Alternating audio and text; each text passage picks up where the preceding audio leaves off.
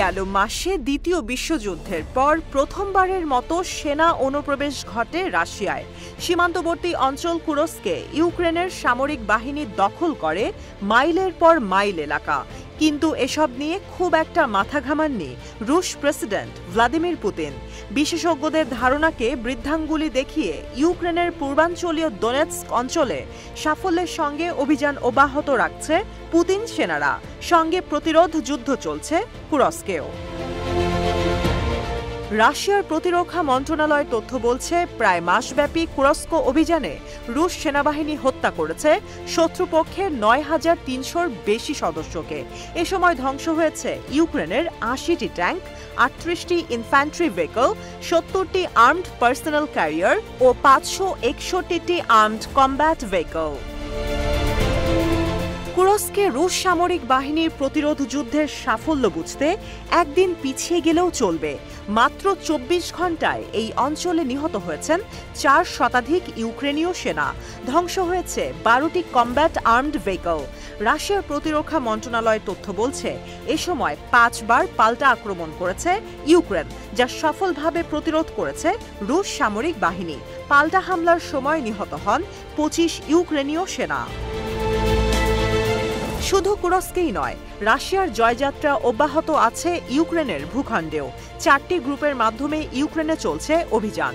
এগুলো হলো battle group Yug, battle group centre, battle group Zapad ও ব্যাটল গ্রুপ ভস্তক। ইউক্রেনীয় সেনাদের হত্যায় সবচেয়ে এগিয়ে আছে ব্যাটল গ্রুপ ইয়াগ। শুধু মঙ্গলবার বাহিনীটির হাতে প্রাণ হারিয়েছেন ৭১০ সেনা, যা ২৪ ঘণ্টায় নিহত ইউক্রেনীয় সেনার ১/৩। দ্বিতীয় ও তৃতীয় অবস্থানে থাকা ব্যাটল গ্রুপ সেন্টার ও ব্যাটল গ্রুপ জাপাদের হাতে নিহতের সংখ্যা যথাক্রমে ৪৯০ ও ৪৫০ জন। অন্যদিকে ব্যাটল গ্রুপ ভস্তক হত্যা করেছে কমপক্ষে ১৫০ জনকে। যুদ্ধের ময়দানে ইউক্রেনের সামরিক বাহিনীর শোচনীয় অবস্থার কারণে বড় ষড়যন্ত্রের পরিকল্পনা করছেন দেশটির প্রেসিডেন্ট ভলোদিমির জেলেনস্কি। এমনটাই অভিযোগ রুশ পররাষ্ট্র মন্ত্রণালয়ের। মুখপাত্র মারিয়া জাখারোভা জানান, দৃষ্টি অন্যদিকে সরাতে রাশিয়ার অভ্যন্তরে হামলার পরিকল্পনা করছে ইউক্রেন। এজন্যই পরিকল্পনা বাস্তবায়নে প্রেসিডেন্ট জেলেনস্কি বারবার সাহায্য চাইছেন পশ্চিমাদের কাছে। ইস্টার্ন ইকোনমিক ফোরামের সাইডলাইনে মারিয়া জানান, রাশিয়াকে কৌশলগতভাবে পরাজিত করতে চিন্তায় মগ্ন ইউক্রেন ও তাদের পশ্চিমা মিত্ররা। প্রতি মুহূর্তেই যুদ্ধক্ষেত্রে খারাপ পরিস্থিতির মুখোমুখি হচ্ছে কিয়েভের সেনারা।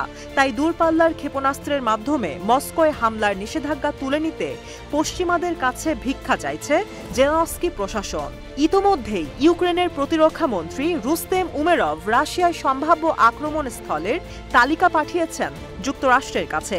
যদিও কিয়েভের জন্য এটি বিজয়ের পরিকল্পনা নয়, বরং দুর্ভোগের পরিকল্পনা হিসেবে পরিণত হবে বলে হুঁশিয়ারি দিয়েছেন রুশ পররাষ্ট্র মন্ত্রণালয়ের মুখপাত্র মারিয়া জাখারোভা।